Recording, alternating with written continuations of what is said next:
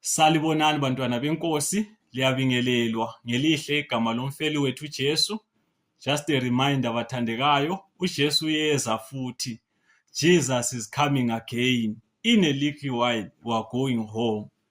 Luka 18 verse ngelika 8 ithi iBhayibheli, kambe nxa indodana yomuntu isize emhlabeni izafumana yini ukukholwa emhlabeni? When the Son of Man cometh, will he find faith on the earth? iBhayibheli kayitsho ukuthi khona nxa indodana yomuntu isiza izafumana yini abantu besechechi. But iBhayibheli ithi yona, when the Son of Man cometh, will he find faith on the earth? Ngumbuzo okhona eBhayibhelini bathandekayo, kambe uJesu nxa ebuya uza kuthola ulakho yini ukukholwa? Namhlanje ngifuna ukukhuluma ngenye amavesi ahluphayo kakhulu eBhayibhelini. I want to read a text that has been misunderstood by many. Romans chapter 2 verse ngelika 13 ithi iBhayibheli, for not the hearers of the law are just in the sight of God, but the doers of the law will be justified. Akusibo labo abezwayo umthetho abangabalungileyo, kodwa labo abenzayo abazathi wabalungile. Ngenye amavesi ehluphayo, ngenye yamavesi engezwakaliyo ebantwini.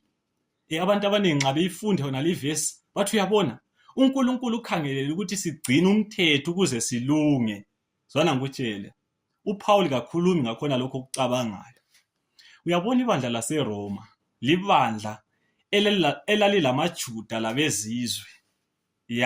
So uPaul nxa ebhala kuRomans chapter 2 verse ngelika 13, uPaul wayebhalela abantu bakibo ababecabanga ukuthi bangcono kulabezizwe ngenxa yokuthi bona banikeza umthetho in writings, banikeza umthetho usezibhebheni zamatshe. Babecabanga ukuthi ngokunikeza umthetho, ngokuba lo mthetho in writings, kubenza babe ngcono kulabanye abantu. So uPaul ngamanye amazwi uyabatshela ukuthi you Jews are not different.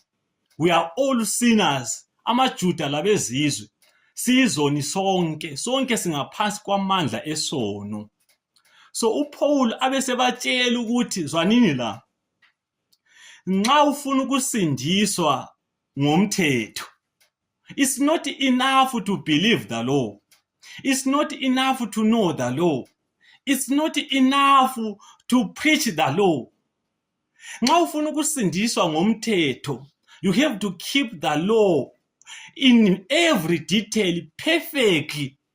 If you fail once, the law will condemn you.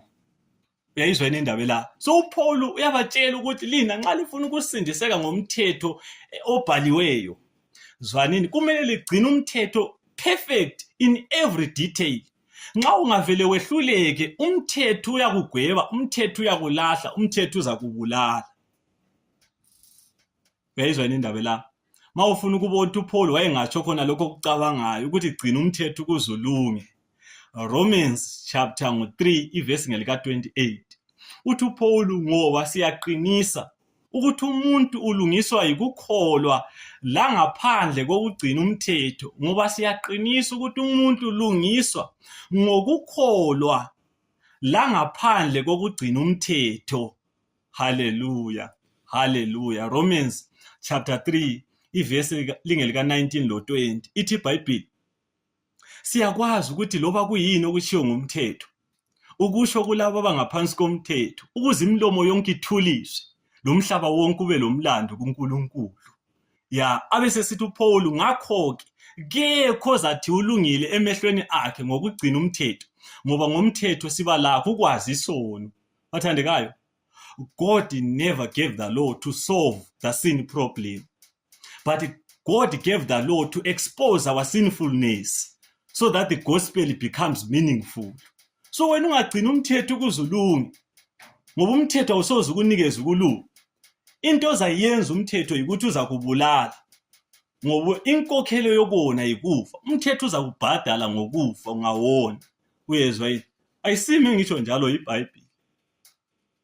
Romans chapter 3 verse ngelika 23 ithi bonke bonile bayasilela enkazimulweni kaNkulunkulu. Ngihamba uyefunda ku chapter 6 the last verse ithi inkokhelo yokona yikufa, the wages of sin. is death, but the gift of God is eternal life in Christ Jesus. Ngamanye amazwi, nxa ungawona, nxa uyisoni, umthetho uza kubhadala ngokufa. Kodwa ungakhululwa ngaphansi komthetho, ube ngaphansi komusa, awusafi uyezwa yini? Ngoba ngaphansi komusa kakufiwa. Ngufundela ivesi Romans chapter 8 verse 1. Ithi iBhayibheli akusekho ukulahlwa kulabo abakuKristu Jesu. So bathandeka, uPaul la ku chapter 2 verse 13 wayengakhulumi ngokuthi abantu kumele bagcine umthetho ukuze balunge.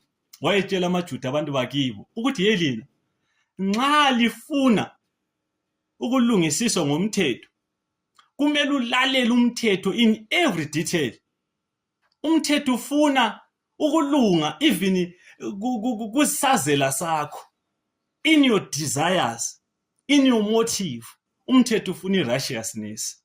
Nxa ungelayo, umthetho uza kubhadala ngokufa, uyezwa yini? Ngoba inkokhelo yesono ikufa. Mbani osho njalo? Ngumthetho.